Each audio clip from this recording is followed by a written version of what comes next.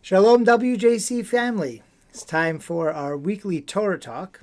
This week we will read Parshat Kedoshim in services. It's the centerpiece of the Torah, almost geographically in the middle of the book, of the scroll, as well as this idea of Kedusha, of holiness, being central to what the Torah, what Judaism comes to be about. I want to talk about it in the context of our world today. What does it mean to be Kodesh? What does it mean? There's a lot of different, holy, Kedusha is one of those words that's very hard to define. We define it in modern times by the standards of a German philosopher named Otto, who talked about mysterium tremendum, this feeling of intense mystery and awe. We think about it in the terms of our rabbis, many of our rabbis, as having to do with separation, being separate.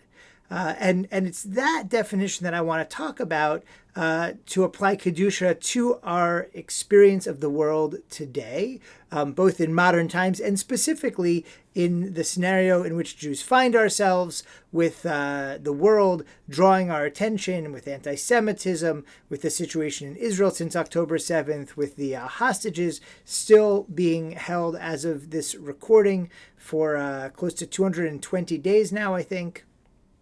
Just so much to think about. So why do the rabbis say that Kedusha has to do with hafrasha, with separation? Because so many of the laws that are put forward have to do with remaining separate. Everything from not mixing kinds of seeds when you plant them, to not mixing in with other religions, and specifically even not mixing in with the people around us. We have laws that you should not copy the practices of the land of Egypt where you dwelt, or of the land of Canaan where I am taking you. It seems to be implying wherever you're living, don't do as the local population does. Now, of course, over 2,000 years of exile, when there was no living in a Jewish state, thank God there is today a Jewish land in which to live, but this was called into question. Jews moved to countries all over the world, sometimes chased, sometimes for opportunities. They moved themselves, and ultimately often adopted the customs of these populations, including the rabbis would often adopt these customs. It is why rabbis like Rashi and Ibn Ezra, Provençal rabbi, Rashi in around 1100, Spanish rabbi a little bit later in Ibn Ezra, each said that these commands only apply to Egypt and to Canaan.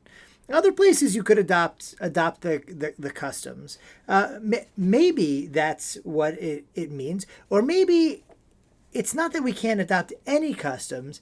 Maybe the point is to be discerning about what customs we might adopt, right? Egypt had a specific thing about it which we were not supposed to adopt, which was the idea that you could enslave people, the idea that there were a limited amount of resources, and therefore we have to oppress some to feed the rest. That idea of running a society on limited resources seems to be antithetical to the Torah, which teaches us about Shabbat, about taking a day off, about sharing with the needy, the widow, the orphan, and the stranger. It seems to be the Torah giving us a society based on plenitude. And it's our responsibility to make sure that plenitude happens and then to share it. That is the part of Egypt that we are specifically told to leave behind. The Canaanites, it's idol worship, right? They were idol worshipers, they were tribalists. We're not supposed to worship idols, so that we should leave behind. The challenge before us today, and in every place we live, even, by the way, in the land of Israel today, just like in what was once Canaan when it became the kingdom of Israel, and most of the Tanakh, the Bible, the Hebrew Bible, is about how to avoid the influence, or our failure to avoid the influence of the Canaanites. Well, the command seems to be countercultural.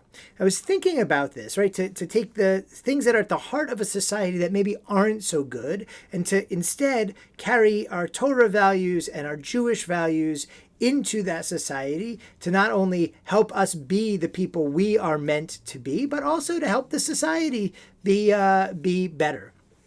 I was thinking about this on Friday night when, thanks to the very hard work of our librarian here at WJC, Arlene Ratzabi, as well as Cantor Goldberg, we were able to have as a guest Rabbi Michael Strassfeld, most famous for being the editor of the Jewish catalog from, I think, the 1970s, just had its 50th anniversary.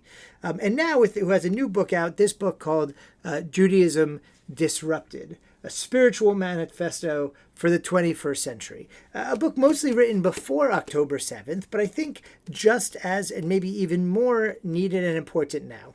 And what I mentioned to Rabbi Strassfeld, which I think is true, is that his great talent seems to be countercultural, to be himself a disruptor. When it was the Jewish catalog, there wasn't an easy to follow how-to book for making a Jewish life. There were lots of legal codes. The Jewish catalog was a how-to book. It was accessible. It had drawings. It was easy to follow.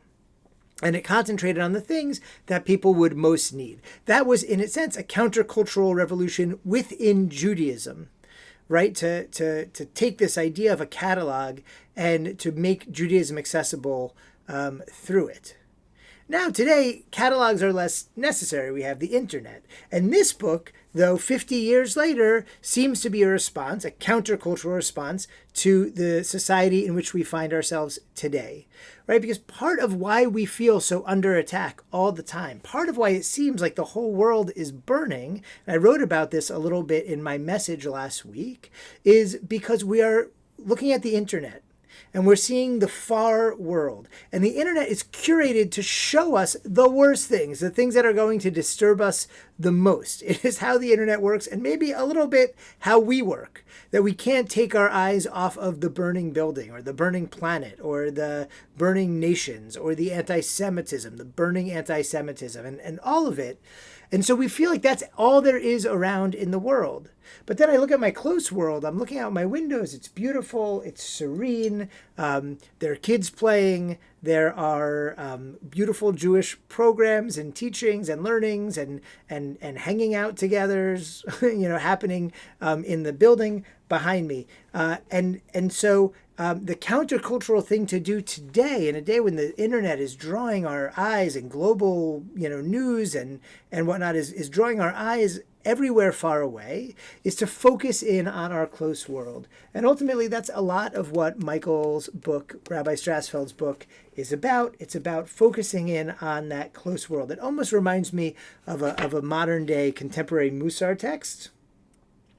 It goes through several different chapters, principles, 11 principles that can help guide us to a more fulfilling life through Judaism, a more meaningful life through Judaism. And what are those kind of things? Being created in the image of God, living in a moral universe, all personal ways to engage in these kinds of things, working on inner qualities, returning, doing tshuva, working on ourselves, right? Rabbi Strassfeld talked about when we go, rather than just kiss the mezuzah on our way in or out of our house, to be mindful and look at the mezuzah and give ourselves a kavanah, an intention. As I leave my house today, I am going to be more patient. I'm going to be less angry. I am going to make sure to smile at this person, the first person who cuts me off in their car, and not honk and not, maybe make a gesture or something, right? That is the countercultural part of Judaism. The idea that Rabbi Strassfeld seems to be a pro at bringing forward throughout his career. We're grateful for his visit and grateful for his book and his work. It's to actually take our eyes down, to think about our small world, right? Our close world, to go ahead and make it such that our close world is better, is more meaningful to us, that we're putting more positivity into the world. And when we're all doing that, we'll be fulfilling our destiny to change the culture, to make it better, to live in a world that's more sacred, to be the fulfillment of our task as given in this week's portion. Kedoshim tiyu ki kadosh ani Adonai Elohechem. You shall be holy, because I, the Lord your God, am holy.